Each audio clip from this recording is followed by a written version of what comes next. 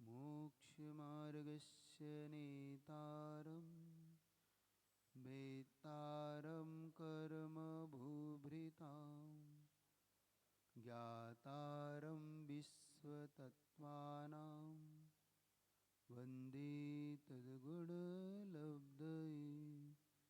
बोले पंच परमेष्टि भगवान की संश्रोमणी आचार्य प्रवर गुरुवर विद्यासागर जी महाराज की, आचार्य प्रवर समय सागर जी महाराज की, समस्त मुनि संघ की। चलेगा। घटना वर्तमान युग से चारुदत्त को लेकर हम बहुत आगे उनके जीवन को समझने का पुरुषार्थ कर रहे हैं। चारुदत्त से ज्यादा हमें अपने जीवन को इसमें देखना है, समझना है। हम चाहे कितने ही संकटों में हो, क्योंकि संकट महान व्यक्तियों पर आते ही हैं, लेकिन जब महान व्यक्तियों पर या कोई बड़े व्यक्ति पर कोई बड़ा संकट आता है तो वो कभी उससे डरता नहीं, बल्कि उससे फाइट करता है।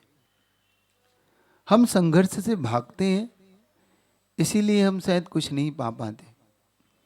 संघर्ष से भागकर कभी किसी को कुछ नहीं मिलता। छोटा सा बच्चा भी जब एग्जाम देता है तो वो भी कुछ संघर्ष करता है।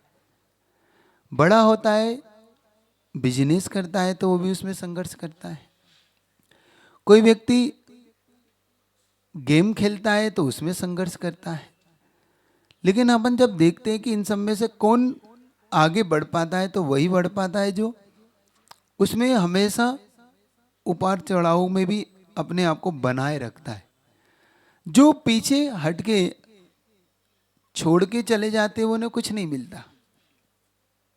उन्हें तो वो मिलता है जो संघर्ष करने वाले ले जाने के बाद छोड़ जाते हैं, है ना। कहीं एक थी पढ़ी थी मैंने कि जो लोग भाग्य के भरोसे बैठ जाते हैं उन्हें वही प्राप्त होता है जो संघर्ष वाले छोड़ जाते हैं। मतलब वो जो छोड़ गए अब वो आपके भाग्य में आए, क्योंकि आप तो भाग्य के भरोसे बैठे। लेकिन चारुदत्त कभी भाग्य के भरोसे नहीं बैठा, वो पुरुषार्थ करता रहा।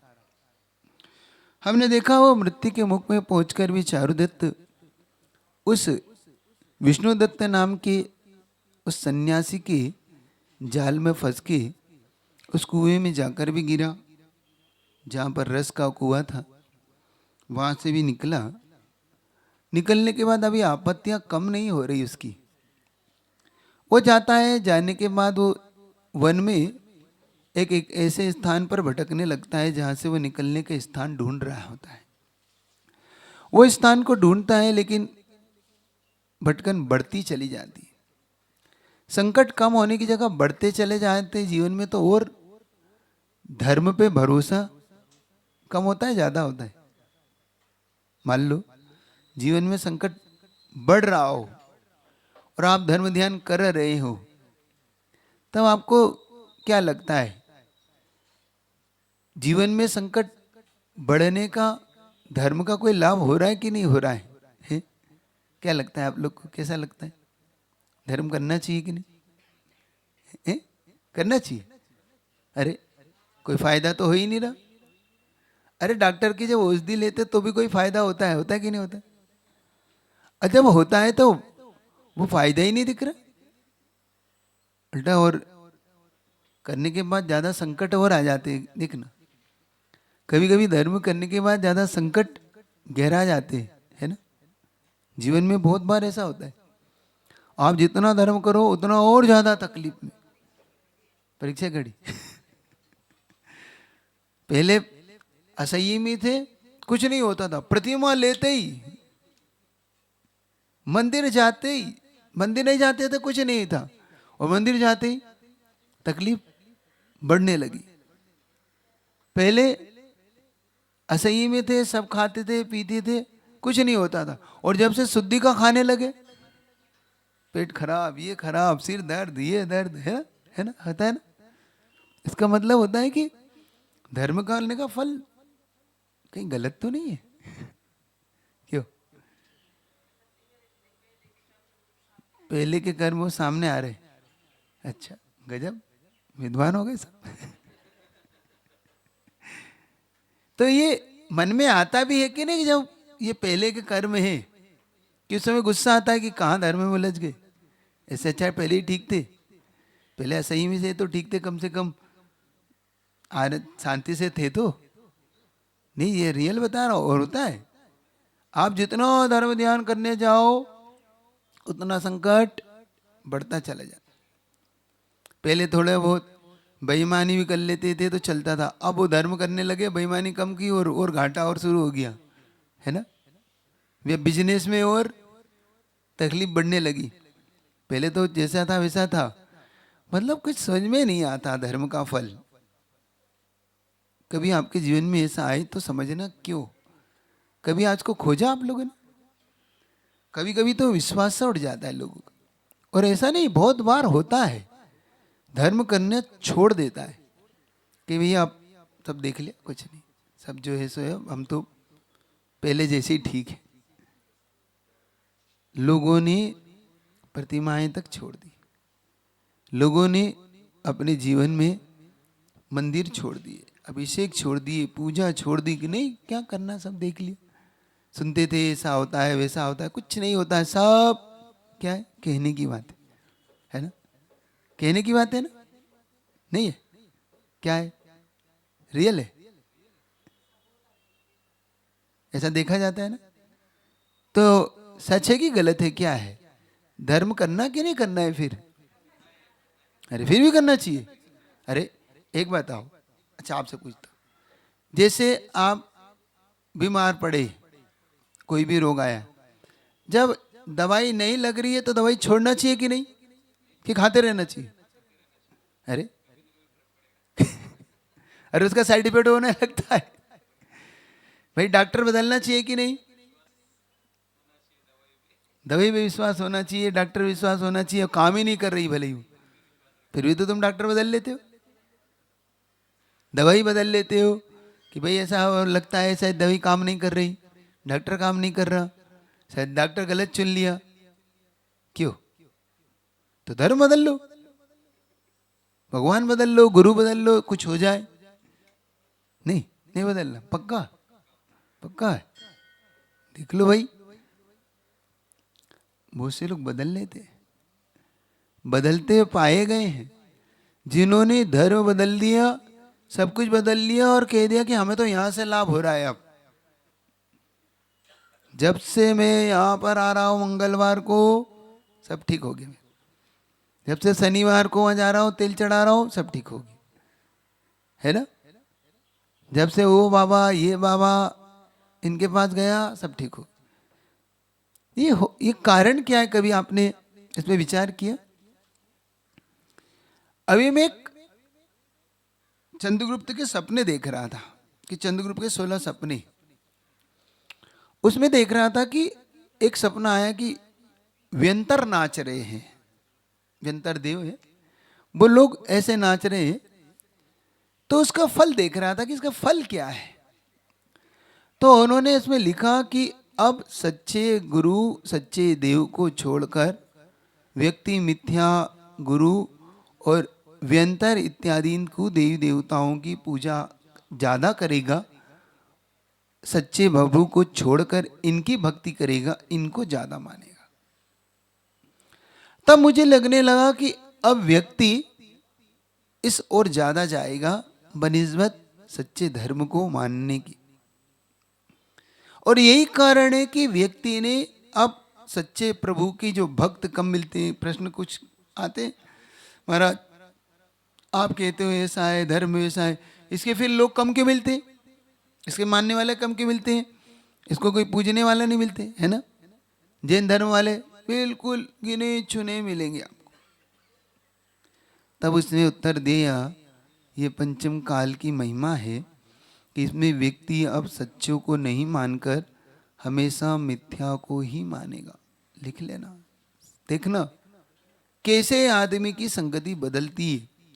आपके सामने वही प्रसंग ला रहा हूं, उसकी भूमिका आपके सामने लाया हूं, ताकि आपको ये समझ में आए कि आपके सामने जब जब ये समय विषय आ जाए, परिस्थिति आ जाए, तब आपके सामने क्या क्या हो सकता है ये चिंतन करना।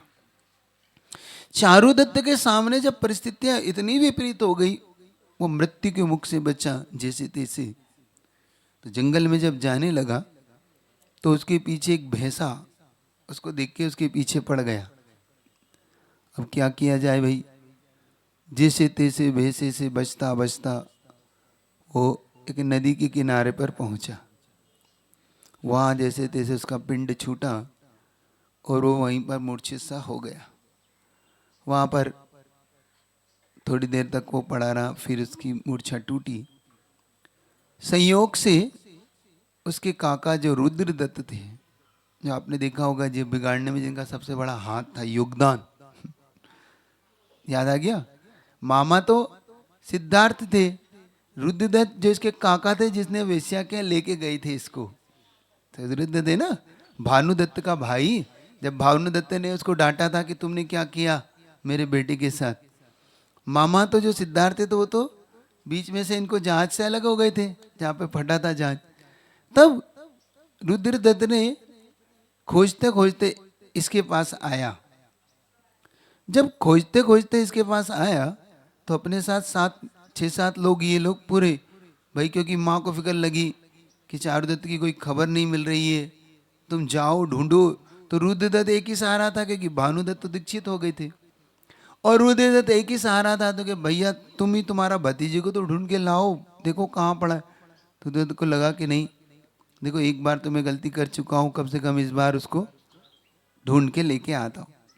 तो ये 7 लोग निकले, पूरे मित्र मंडली इनकी, और नदी के किनारे देश देश भटकते भटकते उस नदी के किनारे पहुंचे जहाँ पर वो चारुदत्त मूर्छित पड़ा हुआ था।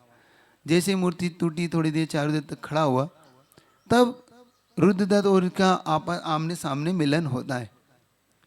पहचान जाता है, आदर भाव देता है। आदर भाव देने के बाद पूछता है, कहीं जाके थोड़ा भोजन करते हैं, एक दूसरे की खोज खबर लेते हैं। रुद्रदत्त कहता है कि देखो चारुदत्त, बहुत हो गया, अब चलो। तो कि नहीं, जब तक पुरुषार्थ नहीं कर लें, क्योंकि उन्होंने कहा कि धन से हीन होकर भिखारियों के जीवन से तो मृत्यु अच्छी है।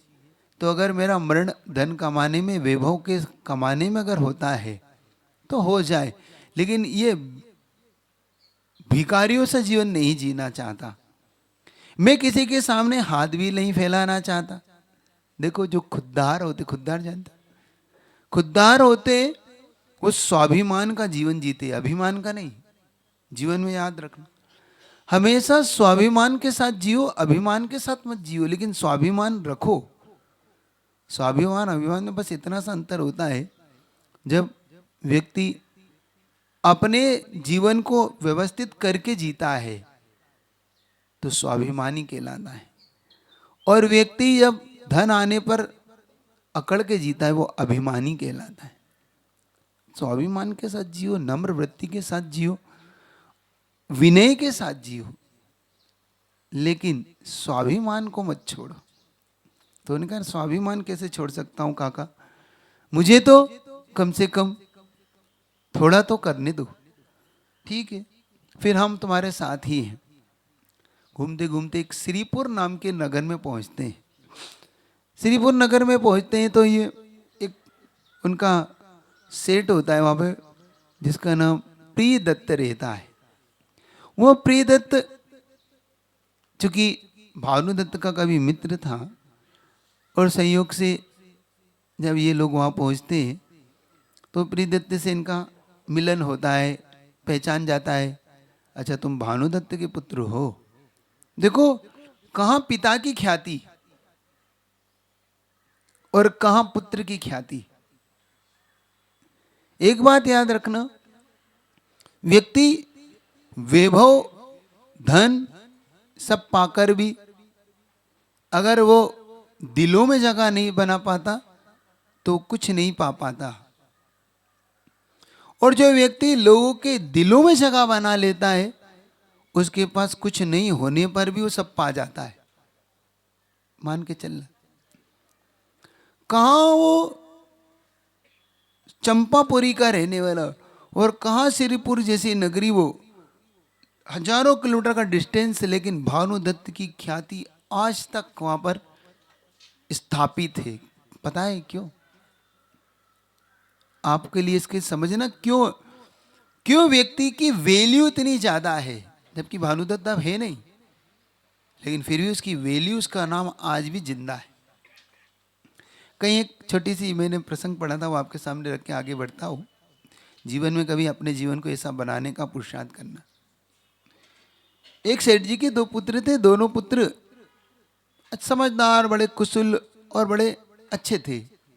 तो उन्होंने, सेठ जी ने दोनों को संपत्ति देना चाहते थे, लेकिन कैसे दूं इनको संपत्ति, दोनों बेटों में कौन योग्य है, कौन इस संपत्ति का वारिस है, कैसे निर्णय करूं।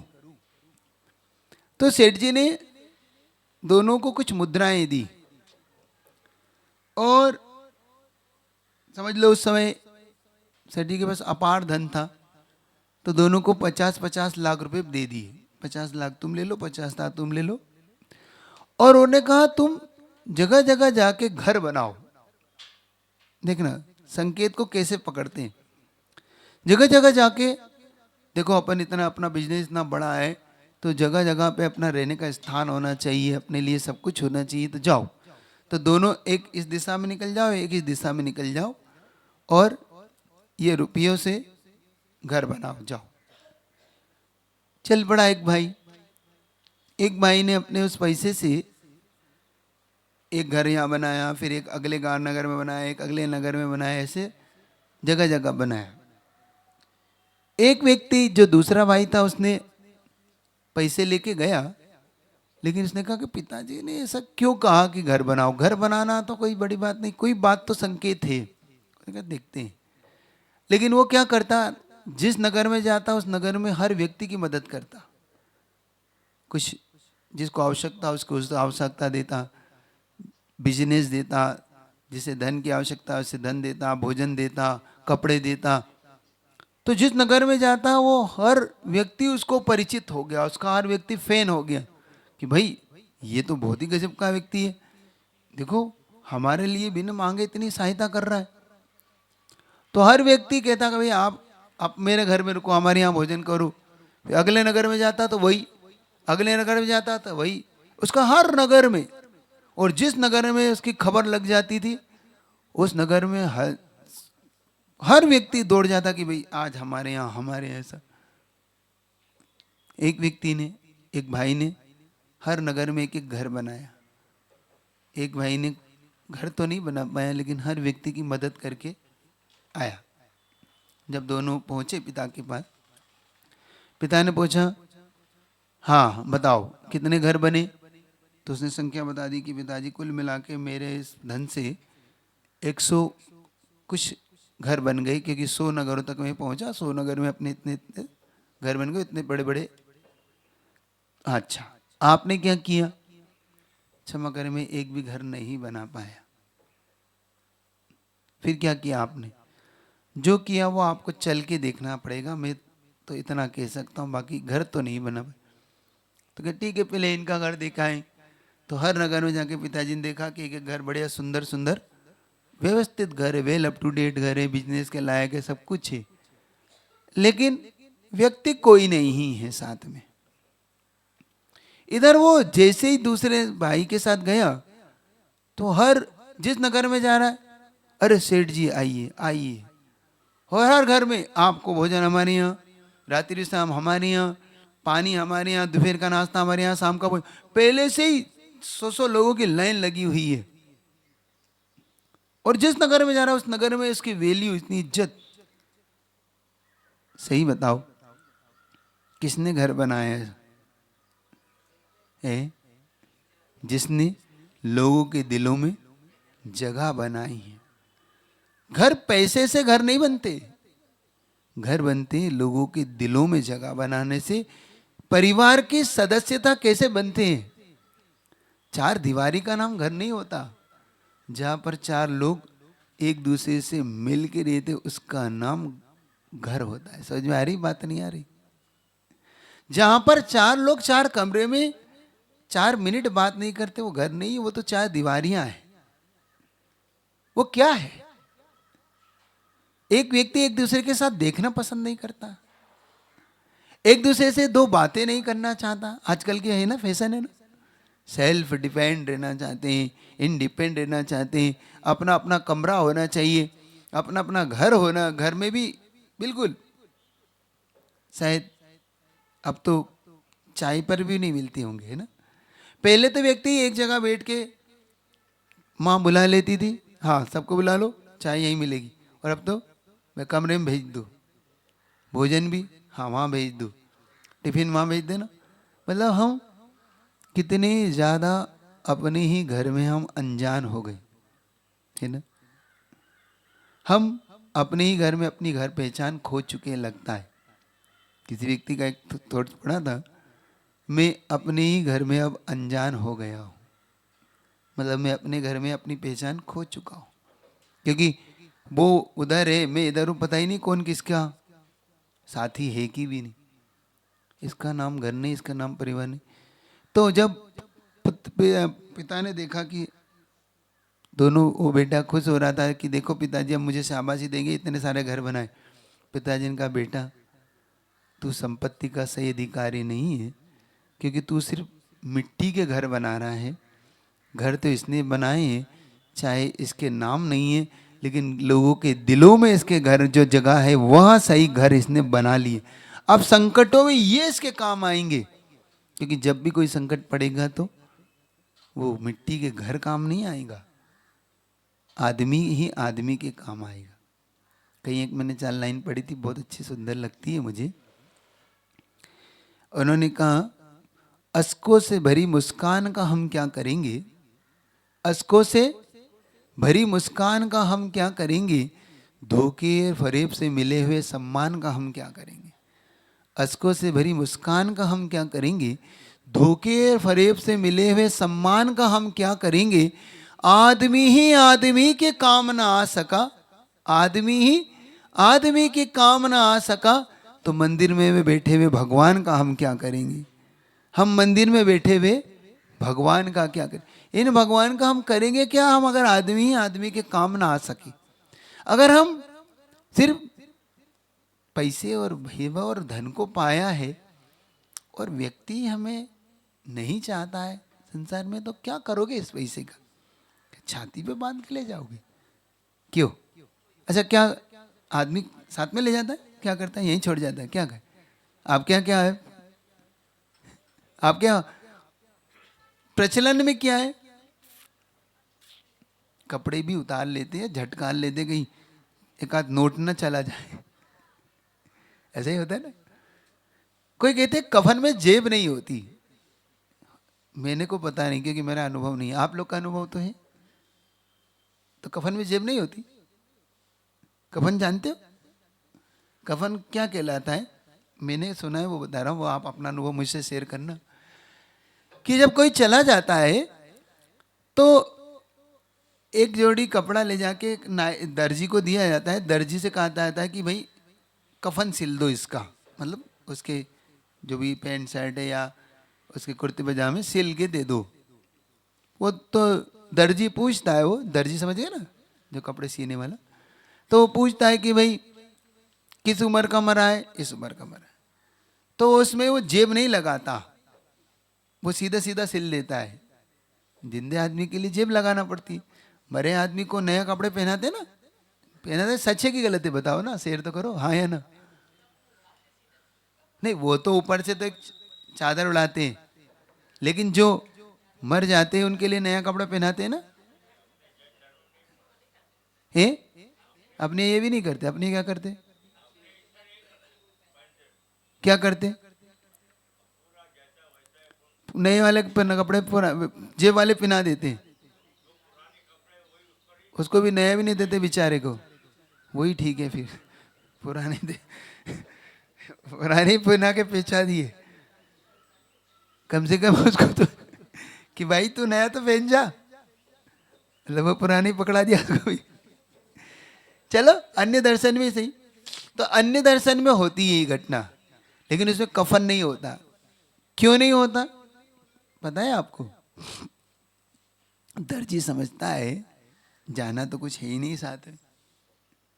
कफन में जेब नहीं होती क्योंकि कफन में जाना कुछ भी साथ में नहीं है। समझ रहे हो कि नहीं? ये प्रचलन है, ये आपकी संसार का चलन है। यह आपके साथ भी होना है, किसी के साथ भी। समझो, लोगों के हृदय को जोड़ो, लोगों से जुड़ो, थोड़ा समझने का पुरुषार्थ करना। चारुदत्त ने यही किया था, उसके पिता भानुदत्त ने। भानुदत्त ने लोगों के दिलों में जगह बनाई थी, उसका फल चारुदत्त को आज मिल रहा था। जब प्रियदत्त ने देखा कि भाई मेरा मित्र का पुत्र आया है, तो भोजन पानी कराया, सब कुछ उसकी दुविधाएं सुनी और कुछ धन दिया कि कोई बात नहीं, ये धन लो, बिजनेस करो। लेकिन अब थोड़े से धन से क्या हो सकता था, तो उन्होंने चूड़ी खरीद ली। चूड़ी जानते? देखो आदमी कौन से बिजनेस कर रहा है। कभी मुर्रे का बिजनेस कर रहा है, इससे पहले कर रहा था ना। बाद में उसने फिर कपास का धंधा किया, फिर कपास के बाद थोड़ा से और कुछ धंधे किए, बिजनेस किए। साथ साथ आप चूड़ी का धंधा जानते हो ना, जो लोग लखया रखा है, क्या बोलते हैं आप लोग, चूड़ी वाले लाख का जो धंधा करते हैं, हाँ जो भी बोलते। तो व्यक्ति को कहाँ सेठ और कहाँ ये दिन देखना पड़ रहे हैं। बात को यहाँ समझने का पुरुषार्थ करना। भाग्य आपका तब तक साथ देता है जब तक आप सही रास्ते पर चल रहे होते हैं। आप गलत रास्ते पे चलते हैं तो भाग्य भी आपका साथ छोड़ के चला जाता है। पुण्यवानों के साथ ही भाग्य और धन, वैभव, लक्ष्मी सब पुण्यवानों की दासी है। जैसे ही पुण्य खत्म और वैसे ही दिन पलटे, और दिन पलटे और लोग पलटे, ये भी समझ के रखना। तब तक ही लोग आपके साथ है, तब तक ही भीड़ आपके साथ है, जब तक तुम्हारे पास तुम्हारा पुण्य साथ है। दिन पलटते ही लोग पलट जाते हैं, और लोग पलटते ही आपको अपनी असलियत समझ में आने लग जाती है। आपका अभिमान, आपका अहंकार, आपका अपने आप में सब कुछ समझ में आने लग जाता है कि अब क्या बचा है। चारुदत्त देख रहा है, शर्म भी आ रही है, चूड़ी का धंधा कर रहा हूँ, जगह जगह ले जा रहा हूँ, ले चूड़ी लो चूड़ी, है ना, बेच रहे हैं। रुद्रदत्त भी बेच रहा है, चारुदत्त बेच रहा है, शर्म भी आ रही है, लेकिन क्या करें, वक्त है, वक्त वक्त पे सब हो करा ले। लेकिन कम से कम उसे संतोष था कि मैं अपनी मेहनत से कमा रहा हूं। एक दिन रुद्रदत्त को एक अजीब व्यक्ति मिला। देखना कहां से व्यक्ति क्या क्या आपके साथ होता है। वो बहुत अच्छा सज्जन व्यक्ति था। वो रुद्रदत्त को मिलके उसकी रूप रंग देख के इतना तो जान गया कि ये लोग हैं तो बहुत अच्छे खानदानी लोग लगते हैं, लेकिन ये चूड़ी का धंधा क्यों कर रहे हैं। तो उसने बुलाया, चारुदत्त को बुला के पूछता है, भाई एक बात पूछो, आपसे बुरा तो नहीं मानेगा। देखो मतलब एक बात है, सकल सूरत भी व्यक्ति की बता देती है कि खानदानी है ना, उसका आचरण बता देता है कि व्यक्ति कोई तो है। उसे पूछा, भाई एक बात बताओ, तुम सही सही बताओ, आपके रहन सहन, आपके उठने बैठने से, आपके चलने फिरने से, बोलने से और आपकी सकल सूरत से तो आप चूड़ी बेचने वाले तो नहीं लगते। तुम सच सच बताओ तुम कौन हो, है कि नहीं। अच्छा, जैनियों की पहचान बताना पड़ती है जैन हो कि आप जैन हो, कि आपका आचरण बता देता है आप जैन हो। आपका सिंबॉलिक है। देखना, जिस दिन तुम ट्रेन में जाते जाते अचानक छन्ना निकाल के पानी छानते हो ना, तो दूर से कह देता है ये व्यक्ति जैन है भाई। जैसे ही तुम शाम को टिफिन खोलते हो ना, सूर्यास्त से पहले ऐसे देखते, तो ट्रेन में कह देता है ये व्यक्ति जैन है, जैन लग रहा है। भले वो तुम्हें नहीं पहचानता, तुम्हारी शकल सूरत से ही, तुम जैसे ही नमोकार में से पढ़ने लगते हो, कह देता है वही लगता है, कोई है तो कोई अच्छा व्यक्ति कोई जैनी लग रहा है या कोई है कि नहीं?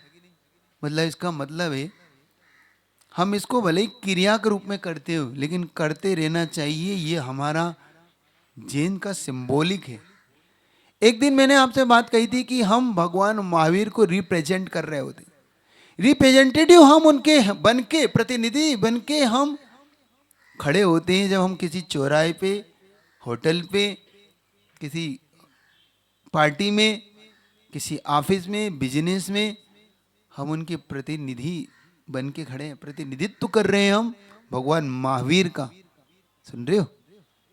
कहीं खड़े हो तो जरा संभल के खड़े हो ना, क्योंकि तुम्हारे हाथ में अगर जो कुछ है वो भगवान महावीर को उठा भी सकता है, भगवान महावीर की प्रभावना भी कर सकता है, और भगवान महावीर को नीचे भी गिरा सकता है। याद रखना, आप याद रखना, आपका एक थोड़ा सा शब्द, और आजकल ये बहुत प्रचलन में अब तो चलता है ना। आपसे कोई पूछता है, मेरा आपसे बहुत बहुत बहुत प्रेम से ये कहना है, तुम कितने ही कुछ हो, अगर तुमसे कोई ये कहे कि जिन साहब आप दिन में खाते हैं तो ये दिन में तो मुंह से मत खोलना। अगर रात में लाख तुम रात में खाते हो, लेकिन उससे ये मत बोल देना नहीं नहीं हमको चलता है, बस इतना सा तुमसे कहना है। तुम लाख खाते हो रात में, लेकिन उससे अगर वो कह रहा है कि जैन साहब दिन में, तो कह देना हाँ ठीक है, कोई बात आ जाऊंगा। लेकिन ये मत कह देना कि नहीं नहीं हम तो रात में चलता, बस समझना भगवान माहिर बदनाम हो गए तुम्हारे कहते ही। क्योंकि वो सोचता है भाई, हम तो सोचते थे कि जैनी भी, अब जैनी भी अलग अलग प्रकार के हो गए, इसका मतलब है ना। वो सोचने लगता है कि भाई हम तो सोचते थे जैनी लोग रात में नहीं खाते, तो ये जैनी अलग है क्या? हाँ, मेरे सामने एक बात आई, प्रसंग आया। महाराज जी, एक बार हम लोग ट्रेन में जा रहे थे, अब मैं रात में नहीं खाता हूँ, उसने कहा। अब वो मेरा मित्र रात में खाता है वो दिन, अब मैं जैन वो भी जैन, तो वहां पे कुछ लोग बैठे थे, तो मित्र थे, वो कहने लगे भाई जैन साहब खाइए, तो कहे नहीं नहीं मैं रात में नहीं खाता, मैं दिन में खाता हूँ।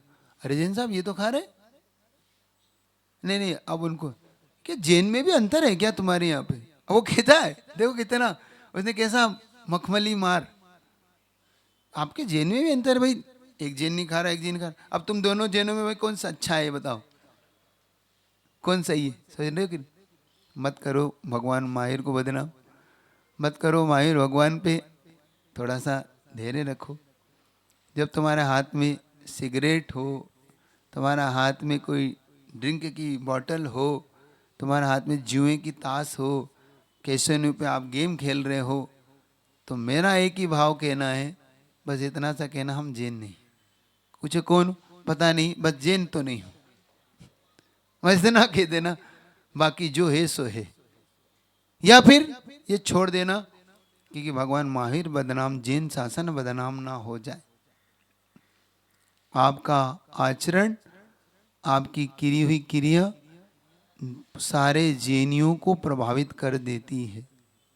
सुन रहे हो कि नहीं? अच्छे खासे जैनियों को, हाँ हाँ देख लिया हमने जैन, ये भी कह देते हाँ हमने सब देख लिए, रात्रि भोजन छड़ने वाले भी देख लिए, आलू खाने वाले भी देख लिए, और नहीं खाने वाले देख लिए। अब तो कहने लगे कि अरे जैन साहब आप सब चलता है, क्यों बहाने मारते हो, ये कहने लगे। अब तुम ऐसा मत करना, भगवान महावीर के आप कौन हो? प्रतिनिधि, याद रहेगा आपको। तो आपकी सकल सूरत पे भी लिखा रहता है आपके, जैसे आप चीटी देख के यूं यूं करते हैं ना, समझ जाता है कि ये जैन है। जरा सा आप कहते हैं हर भाई देख के चलना, देखो देखो चीटी, वो समझ जाता है ये जैन है। भाई चीटी भी नहीं मारेगा, रात्रि भी नहीं पिएगा, पानी भी छान के पिएगा।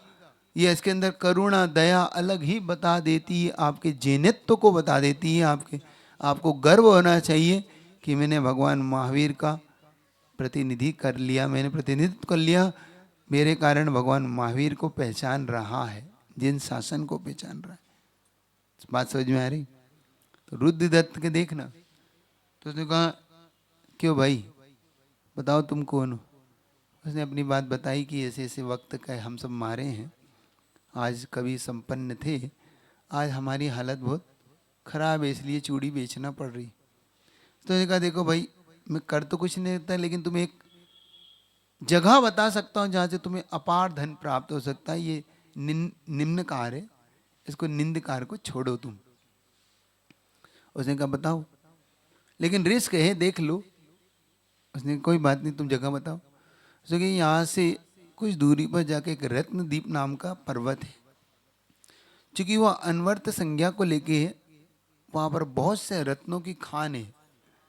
लेकिन जब तुम यहाँ से इस रास्ता बताया कि जब तुम इस मार्ग से आगे बढ़ोगे तो आगे जाके मार्ग धीरे धीरे ये सकरा होता चला जाएगा, और तुम्हें आगे जाके जब रास्ता सकरा होगा, छोटा होगा, तो तुम्हें चढ़ने के लिए ऊपर के रास्ते बकरों से जाना होगा, क्योंकि बकरों का बैलेंस ही कुछ होता है ना। जब आपने कहीं अष्टापद इधर की यात्रा करी हो या ऐसे, तो क्या होता है कि रास्ता सकरा हो जाता है, तो वहाँ फिर मेढ़ा या कुछ ऐसे पशु होते हैं ना, जिनको लेके आप चढ़ते हैं धीरे धीरे आगे, है ना। तो उन पशुओं को लेकर, खच्चर भी होते हैं, कुछ ऐसे भी होते हैं जो क्या बोलते हैं को, भैंस टाइप होते हैं ना, को यान यान याग याग, हाँ उस तरफ से, इस तरीके के अलग अलग जगहों पर अलग अलग यात्रा करते हैं। तो यहाँ पर कुछ बकरे इसने बड़े पाले ही उसके लिए जाते हैं जिस पे बैठकर यात्रा की जा सके, तो तुम वो खरीद लेना, वहाँ से तुम्हें आगे बढ़ना है।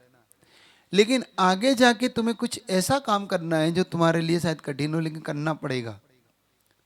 तुम्हें क्या करना है, जब रास्ता बहुत ज़्यादा सक्रिय हो जाएगा तो फिर वो बकरे भी नहीं जाएंगे, तो तुम्हें इन बकरों की बलि दे देना, मतलब मार देना, और मारने के बाद इनकी खाल उतार लेना।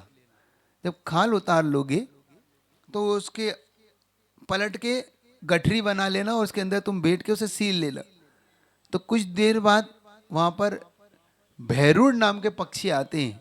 भैरुड़ जाए तो बहुत बड़ा पक्षी होता है ये, जो उस मांस के पिंड को समझ के उसे उठा ले जाएगा, और उठा के ले जाके तुम्हें पर्वत पर जैसे पहुंचोगे तो तुम अपने साथ एक छुरी रखना, और जैसे ही वो उसको खाने के लिए तैयार हो, तुम छुरी से उसको खाल को फाड़ के बाहर आना, तो तुम्हें देख के मनुष्य समझ के भागेगा, और तुम उस पर्वत पे पहुंच के जितने रत्न चाहो उतने रत्न, जितने हीरे मोती वहां से ले आना। जिंदगी भर की तुम्हारी सारी समस्या वहां से दूर हो जाएगी। अब उसने देखो, व्यक्ति शायद सब कुछ बदलने पर भी अपना अंतरंग नहीं बदलता। वह रुद्रदत्त कितना ही समझाने पर भी वह अपना अंतरंग भाव नहीं बदल पाया। वह रुद्रदत्त अपनी शायद अंदर की उस भाव को नहीं बदल पाया। देखो, जिसकी संगति की जाती, इसलिए संगति बहुत समझदारी से करना चाहिए। हमेशा इस बात का ध्यान रखना चाहिए कि इनका विश्वास मत करो। एक बात आपसे कही थी ना, बद की संगति में मत बैठो, बद का है अंजाम बुरा, बद ना बनो पर बद के लाओ, बद अच्छा बदनाम बुरा। ये बद बद मतलब बुरे लोग, ये शायद लाख बदलने पर भी नहीं बदलते। शायद अग्नि अपना स्वभाव बदल ले, वो ठंडी हो जाए। सूर्य अपना स्वभाव बदल ले, वो ताप देना बंद कर दे। समुद्र अपना स्वभाव बदल ले, वो अपनी शीतलता छोड़कर गर्म हो जाए। लेकिन बुरे लोग कभी नहीं बदलते। नीति पड़ी थी मैंने, ये दुष्ट लोग अपने दुष्टता का स्वभाव नहीं छोड़ते। वह जो रुद्रदत्त था पहले से ही दुष्ट था, वो अपनी दुष्टता से व्यसनी था, सब व्यसन करता था। तो वह कभी भी अपने अंतरंग भावों को, अभी भी उसकी दुष्टता बनी हुई थी, वह अपनी दुष्टता नहीं छोड़ना चाहता। उसे इस हिंसा को भी मंजूर हो गया इस पैसे के लिए। आदमी तब गिरने लगता है जब उसकी अर्थ नीति बदलने लगती है। पतन के गड्ढे में तब चला जाता है जब वो धन के लोभ में सब कुछ करने को तैयार हो जाता है। बाप बड़ा ना भैया, सबसे बड़ा रुपया। उसीलिए कोई किसी से मतलब नहीं, उसे तो सिर्फ मतलब है पैसों से। और जिसका पैसा ही सब कुछ हो जाए तो समझ लेना वो तुम्हारा भी सगा नहीं है, तुम्हारा भी खास नहीं है, क्योंकि वो पैसे का खास है। उसका तो सिर्फ पैसा ही सब कुछ है। और जिसका पैसा ही सब कुछ हो गया है वो तुम्हें कभी भी धोखा दे देगा। वो वक्त आने पर किसी की गोद में जाके बैठ जाएगा जिसके पास पैसा है। वो तुमसे भी छल करने से नहीं कतराएगा, उसे थोड़ा सा भी शायद लज्जा नहीं आएगी तुमसे, तुम्हारे उपकार को भी स्वीकार नहीं करेगा। याद रखना, जो पैसे का दास है, जो धन का दास है, जिसके मन में सिर्फ धन ही समाया है, वो अपनी पुत्र का भी नहीं होता, पिता का भी नहीं होता सगा। और ये इतिहास है, किसी का नहीं होते ये लोग, सिर्फ वो पैसे के ही गुलाम है। पैसे ऐसा ही चारुदत्त के मन में जब वो पैसा धन समा गया कि नहीं मुझे तो धन चाहिए, तो उसने कहा, लेकिन वो जानता था कि रुद्रदत्त ये चारुदत्त नहीं मानेगा, क्योंकि चारुदत्त धर्मात्मा स्वभाव का था। वो पापी होने पर भी अपना स्वभाव नहीं बदल पाया चारुदत्त। और रुद्रदत्त सब संगति मिलने पर भी अपनी दुष्टता का स्वभाव नहीं छोड़ पाया। देखो, वो सोचता है कि नहीं मैं तो दुष्टता नहीं छोड़ूंगा। और उसने कहा कि देखो, अगर ये बकरे की मानने की बात अगर चारुदत्त को पता पड़ गई तो ये तो जाने से रहा, ये तो नहीं जाएगा भाई, इसको तो कैसे करूं। देखो क्या क्या कितने कितने झूठ बोलकर व्यक्ति आगे बढ़ता है। लेकिन सज्जन पुरुष तब तक समझ पाते जब तक तो अपना काम, दुष्ट लोग अपना काम कर जाते हैं ना।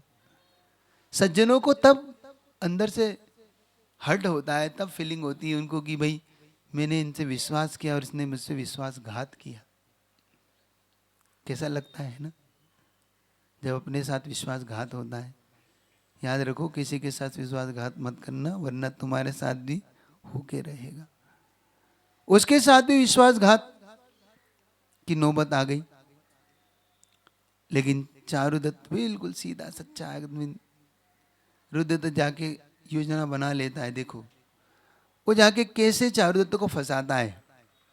वो कहता है, चारुदत्त अरे भाई बहुत दिन हो गए, मैंने सुना है कि जो ये पर्वत है ना, आगे जाके एक रत्नदीप पर्वत है, वहां पे एक चैत्यालय है। देखो क्या बोल रहा है वो। तो मेरा मन है कि अपन उस चैत्यालय के दर्शन कराएं, बहुत दिनों से वंदना नहीं की है। धर्मात्मा को देखो धर्मों के कारण फंसाता है व्यक्ति। उसने ये नहीं बताया कि ये पाप करना है, उसने क्या बताया, चलो अपन। और तो चारुदत्त कहता है कि हम बहुत बढ़िया बात है काका, आप तो कितनी अच्छी योजना लाए हो। वास्तव में मेरा मन तो होता है धर्म ध्यान करने का, इस धन कमाने में कर नहीं पाता हूँ, तो आपकी बिगड़ योजना है, चलो चलते हैं। 7 बकरे खरीदे गए, क्योंकि 7 थे। बकरे खरीदे गए, धीरे धीरे उस मार्ग पर बढ़े। आगे जाके जब मार्ग सकरा होने लगा तो चारुदत्त कहता है कि भाई आगे का रास्ता मैं देखता हूँ, आप लोग यहीं पे ठहरो। तो कहते नहीं नहीं, देखो तुम हमारे सबसे छोटे हो, तुम रुको, हम लोग जाते। चारुदत्त कहते नहीं आप लोग बड़े हो इसलिए मुझे जाने दो, छोटा। देखो छोटे और बड़े में भी कितना विवेक होता है। और चारुदत्त उस ओर एक बकरा लेके धीरे धीरे आगे बढ़ता, क्योंकि इधर खाई इधर कुआं वाली स्थिति थी। बड़ा सकड़े मार्ग से आगे का रास्ता देखने के लिए आगे बढ़ता है। और ये लोग वहीं रुक जाते हैं। रुकने के बाद धीरे से रास्ता देखता है तो आगे जाके एक बड़ा रास्ता उससे जाके मिलता है, यहाँ पर रुका जा सकता है। चारुदत्त उससे लौट रहा होता है, इतने में ये गलती कर बैठते हैं ये लोग चारुदत्त की, क्या भैया आया नहीं आया नहीं, ये लोग इधर से जाते और वो बकरा मिल गया। सुन रहे हो आफत। इधर से वो सकरे मार का पलट पलट सकते नहीं, और दोनों बीच में खड़े हो गए ऐसे। सुन रहे हो? यहां पर चारुदत्त कहता है बड़े मूर्ख हो आप लोग, मैं आ तो रहा था, अब कैसे तुम जाओगे कैसे मैं जाऊंगा, कैसे पलटेंगे हम लोग, क्या करेंगे। सुन रहे हो कि नहीं? व्यक्ति का विवेक जब काम करना छोड़ देता है ना, तब आदमी गलतियां पर गलतियां करता चला जाता। क्या पूछना? हाँ पूछ। माइक दे दो, माइक थोड़ा सा चल, आवाज है इसमें आती है। नमस्ते महाराज जी। ऐसा क्यों होता है? हमको मालूम भी रहता है कि ये गलत है मेरे लिए, लेकिन हम फिर भी बार बार विश्वास करते हैं उन पे। क्योंकि तो सज्जन लोगों का एक नेचर होता है कि वो अविश्वास नहीं कर पाते, वो जल्दी से धोखे में इसलिए आ जाते हैं कि उनके मन बिल्कुल क्लियर होता है, उनके मन में पाप नहीं होता। अपने मन में यही होता है कि भाई अब सुधर गया होगा, अब ठीक हो गया होगा, नहीं। और वो सामने वाला इतना गहराई से विश्वास दिलाता है अपने को, नहीं नहीं आप देखो पहले जैसे मेरा मैं नहीं हूँ, मैंने आप ये सब, आप लोग विश्वास करो मेरा, तो उसे लगता है कि भाई ये ठीक होगा। लेकिन एक बात आपसे भी कहना चाहता हूँ कि जो बार बार धोखे देते हैं ना, उनसे कम से कम सावधानी से बर्ताव करिए, व्यवहार करिए सावधानी से, क्योंकि अब वो अपना विश्वास खुद। तो फिर भी एक बात है, अपने को बुरा नहीं बनना है, लेकिन अपने को धोखा नहीं देना है किसी को। लोग हमें कोई लाख धोखा देता हो तो मन में आता है अपने, हम भी धोखा देंगे, अब हम भी ऐसे ही करेंगे, छल कपट करेंगे, कराता है ना, मन में आता है ना भाव, किसने छल किया तो अब हम भी छल का उत्तर छल से। मैंने एक बात कहा भी था आपसे किसी से कि उसको वैसा करने की जानिबत हम वैसा ना करें। जैसे मैंने एक फॉर एग्जाम्पल दिया था, मान लो हमारे मन में ये भाव आता है कि उसने ऐसा किया तो हम भी ऐसा ही करेंगे, है ना, हमें भी न्याय चाहिए, हम भी न्याय मांगते हैं, ठीक है। तो मान लो किसी कुत्ते ने काट लिया तो न्याय चाहिए, अब तो काटो, क्योंकि उसने काटा है तो अब हम भी क्या करेंगे, काटेंगे। कि कुत्ते ने काटा है तो अब तो न्याय तो वही है कि काटे का बदला काटने से, क्योंकि मारने का बदला मारने से, तो काटने का बदला। तो कितने लोग तैयार हैं आप में से कुत्ते को, क्योंकि उसने काटा है तो अब अपन सब काटो भाई, क्यों ऐसे ही करेंगे। बल्कि हम क्या करते हैं, बचते हैं, अगली बार उस कुत्ते से भी बचते हैं, दूर से देख के कि भाई यही वही है, इसने काटा था, ऐसे ही करते। एक बार मैंने कहा भी था, कुत्ते का चाटना और कुत्ते का काटना दोनों ही खराब होते। दुर्जनों की दोस्ती और दुर्जनों की दुश्मनी दोनों ही खराब होती, ध्यान रखना। कुत्ता काटे तो रेबीज, कुत्ता चाटे तो रेबीज। दुष्ट है तो लेना ही पड़ेगी काटने पर सावधानी नहीं लोगे तो रेबीज होगा। दुर्जनों का स्वभाव ही यही होता है, उनकी दोस्ती करो तो आफत है और दुश्मनी करो तो आफत है। तो उनसे तो माध्यस्थ भाव ही रहो, संकट झेल लो, लेकिन इनकी दोस्ती मत करो, कष्ट पालो जीवन में, इनकी दोस्ती मत करो। पूज्य हमारे योग सागर जी महाराज, ज्येष्ठ निरापक श्रवण मुनि महाराज एक बात कहते थे, मत मांगो मुसीबत में किसी से कुछ भी, मत मांगो मुसीबत में किसी से कुछ भी, मुसीबत 4 दिन की, एहसान जिंदगी भर का। सुन रहे हो? मुसीबत 4 दिन की है, लेकिन उसका एहसान जिंदगी भर उठाना पड़ेगा, याद रखना। इसलिए दुष्टों की संगति और दुष्टों से तो कुछ मत मांगो, क्योंकि दुष्ट हमेशा, क्यों भाई भूल गए, दुष्टता में साथ देना पड़ेगा। याद रखना, इतिहास कलंकित हुआ है, पितामह भीष्म ने दुष्टों की संगति साथ दिया था। पितामह जैसा, भीष्म जैसा ईमानदार व्यक्ति भी बदनाम हुआ दुर्योधन के कारण। क्यों? किसके पल्ले में जाके बैठ गए भीष्म? दुष्टों के। और दुष्ट कभी अपनी आदत आदत गई न फिदरत गई, रहे पाजी के पाजी। याद है ना? है? मक्का गए मदीना गए, बन के आए हाजी, आदत गई ना फिदरत गई। तो ये आदत अगर नहीं जाती है तो इनके दुष्टों के साथ, कभी किसी भी दुष्ट के साथ कभी मिले तो नहीं करना, समझना। आगे जाके कल इसकी घटना आपके सामने रखूं, आज तो इतनी रखता हूँ। आपका समय हुआ कि अब आमने सामने खड़े हैं, सकरी सी गली है, क्या रास्ता निकलता है कल देखेंगे। और क्या चारुदत्त उन बकरों की बलि देने के लिए तैयार होता है या नहीं होता है, और होता है तो क्या फिर वो अहिंसा प्रेमी बच पाता है, या रुद्रदत्त छल करता है फिर से। क्योंकि जैसा आपने कहा कि दुष्ट दुष्टता नहीं छोड़ते और सज्जन सज्जनता नहीं छोड़ते। कल इस पे चर्चा करेंगे कि सज्जनता को सज्जनता नहीं छोड़ना और दुष्ट तो अपना स्वभाव कैसे बदलेगा वो भगवान जाने। फिर भी इतना ही रखता हूँ। बोलिए आचार्य परमेष्टि गुरुदेव विद्यासागर जी महाराज की, जिन वाणी के ज्ञान से सुझे लोग गालो।